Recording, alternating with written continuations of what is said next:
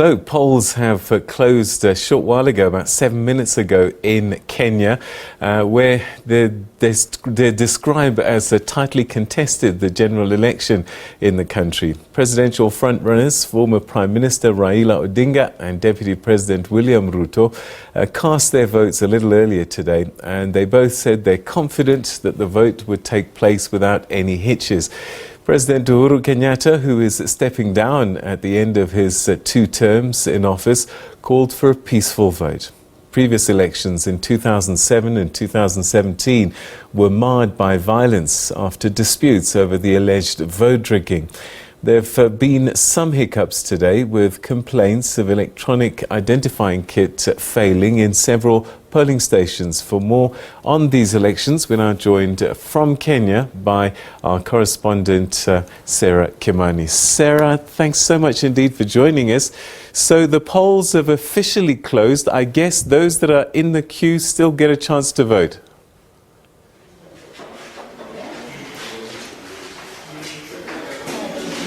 Yes, indeed. It's just after 5 p.m. here in Kenya, the official closing time for the polling stations. But as you can see behind me, people are still on the queue, and so they will be allowed to vote. It's until the last person who was on the queue. By the time it got to 5 p.m.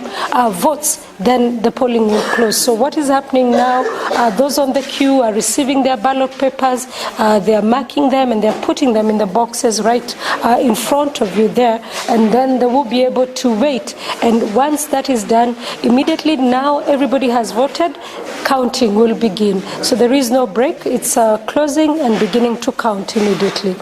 All right. How was the turnout? Was it quite high?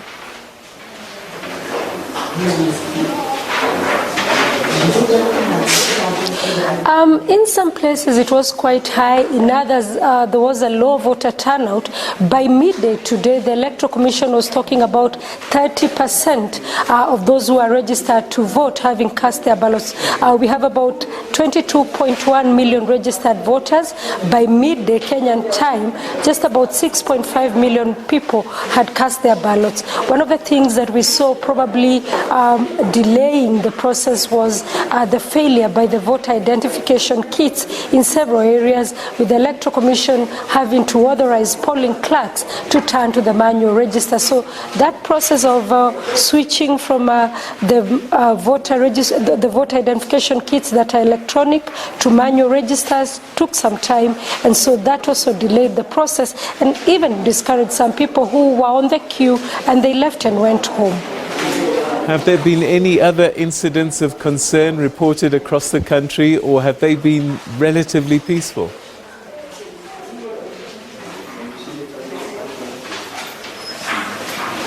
Well, they are peaceful, but there's also another incident of concern. Yesterday we spoke about 4 areas where elections had been postponed because the ballot papers had a mismatch between the names and the faces of the candidates.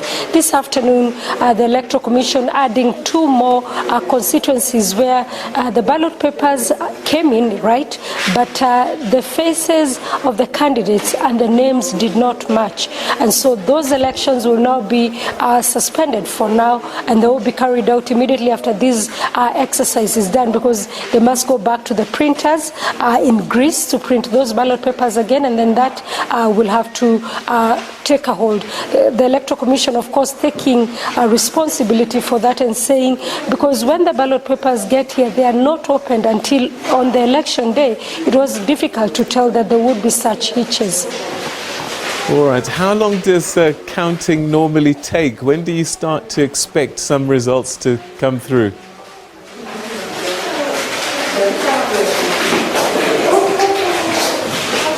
Well, the polling stations have become many. We have 46,229 polling stations, each of them with just 700 people. So, for example, here we are now. Immediately they close, they will count for the 700 people. That will be loaded into the forms, which are also electronically transmitted into the National Tallying Center. We should have an indication of how things are going within the next few hours. By the time you're waking up in the morning tomorrow, say from 6 a.m. South African time, there should be an indication of who's leading in some areas. But sometimes, depending on how quick the results come in, the tables turn very quickly. We have seen in instances where one candidate is very confident because early returns show them leading, and then in areas where maybe they do not enjoy as much support, when those results come in, tables turn. So probably the earliest then we can have a proper indication is late evening tomorrow. All right, Sarah Kimani, we'll leave it there for the time being. Thanks very much indeed. That's our correspondent in Nairobi in Kenya, reporting for us live. And we'll keep you abreast as the results start to come through.